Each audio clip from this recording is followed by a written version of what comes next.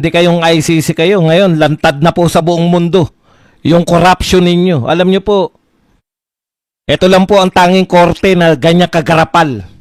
Mga adik yung mga hinayupak.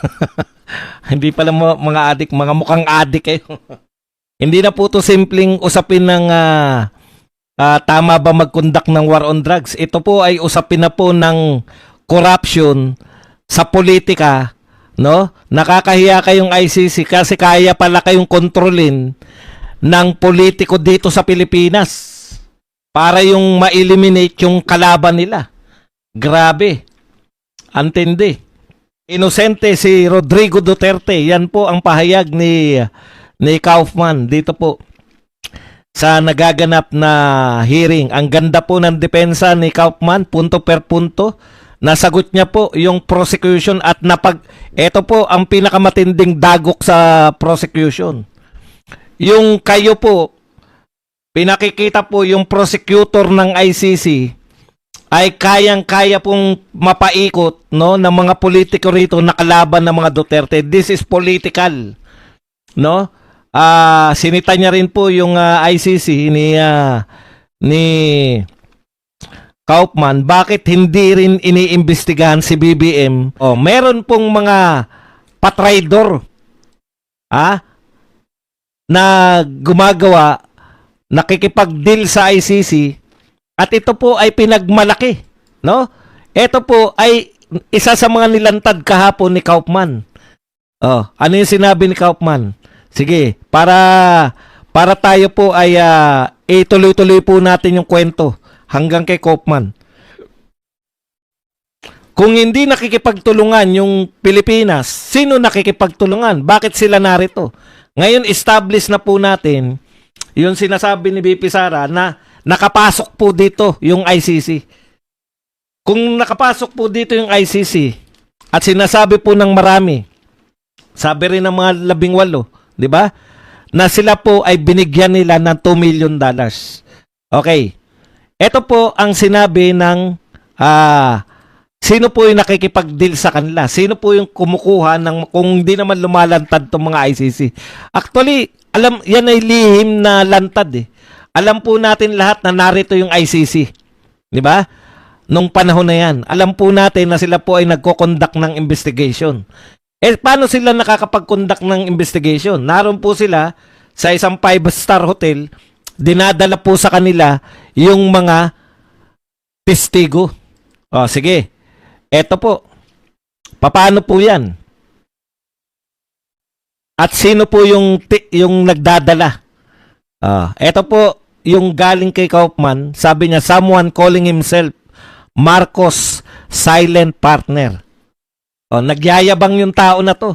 Siya daw yung silent partner ni Marcos.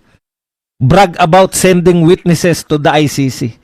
Nagyayabang na siya yung nagdadala ng witnesses sa ICC. Siguro, maideya kayo kung sino yung tao na yan. Thank you very much muna kay BB na nagbigay po sa atin ng 320 yen. Okay. Siguro naman may ideya kayo kung sino po itong tao na to. Since he holds no government post, so yung mga nasa gobyerno, hindi po sila kasal, hindi po sila yan. Ito po, ang taong tinutukoy ni Kaufman na silent partner di umano ni Marcos, pinagmamalaki niya nung tao mismo na siya ay silent partner, ito po ay walang posesyon sa gobyerno. Ito yung lagi kong pinagtataka eh. Walang posisyon sa gobyerno, pero pag nagsalita, kinocover lahat ng media. May ideya na kayo kung sino yan, no? Hindi siya sekretary, hindi siya pero ang kapangyarihan ng kanyang mga salita. Pag sinabi niya na ICC magkakaroon ng warrant, may warrant.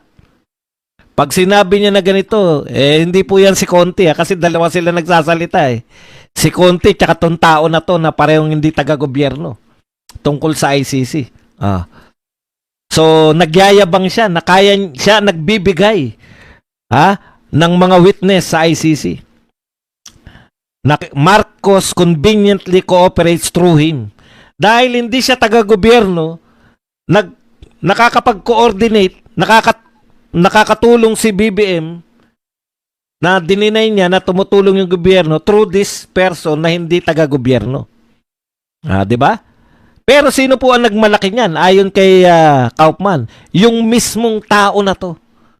At saan po ang patunay? Mayroon silang telephone conversation na hawak. Pinapakita ebidensya ni Kaufman na nagyayabang tong tao na to na siya yung silent partner ni BBM. Ugnay-ugnay, di ba? Ugnay-ugnay na lahat, di ba? Nare-realize natin ngayon, oo nga, no, bakit parang ang kapangyarihan itong tao na to, wala naman siyang tungkulin sa gobyerno. Ano pa nagaganap? The ICC sends list of witnesses. He coordinate with Marcos government, no?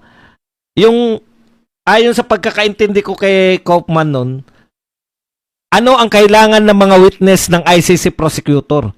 Sasabihin lang dito sa tao na to, na silent partner ni BBM, siya na bahalang magbigay ng kung ano yung, kunwari, ang kailangan naming witness ay ganito. Kinakailangan na siya mismo ay trigger man. Siya mismo ay ano. So maghanap ngayon yung silent partner na to. Maghanap ng mga witness. Siya po ang nagpo-provide. Napakaswerte ng ICC. Hindi na sila. Kaya pinipresent ni Kaufman yan, pinipresent niya sa mga judges na hindi talaga nag-imbestiga yung ICC.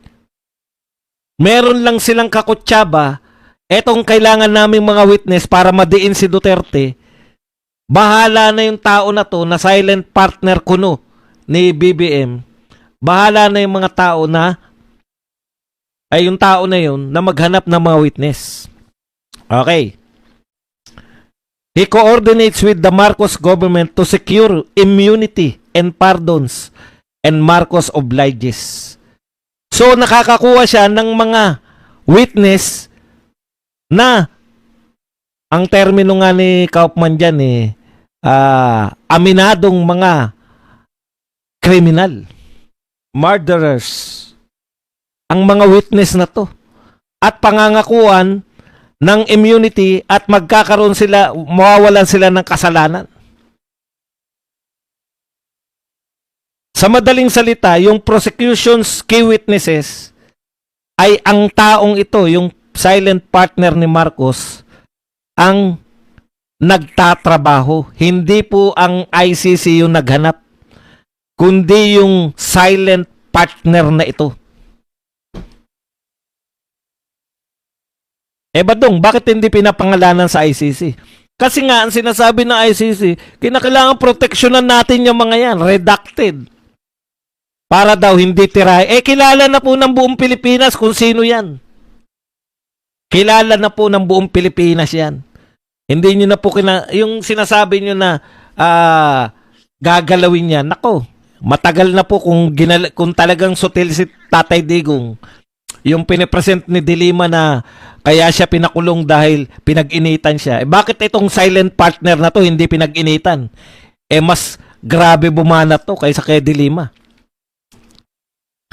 Sabi po ni Trisha M, ito po ang kanyang hinala kung sino ang taong to. Si Trisha M to who could that be? Someone out of job since Duterte's time. Someone was taken these self-confessed murderers under his wing. Ito raw po ang profile. Hulaan nyo raw kung sino to. Ito raw ayon kay Trisha M, well-versed in fabrication. Remember the infamous Excel spreadsheet? A B-movie producer of Bikoy and totoong narcolis. A full-time conspiracy theorist. Dragon Tattoo. Tita Nani. Di ba? A masterclass in underhanded back channel. Doon sa back channel sa West Philippine Sea, Scarborough Shore. Kaya hindi nyo na po kinakailangan itago. Kilala na po ng lahat kung sino tong tinatawag na silent partner na nagpo-provide ng mga testigo.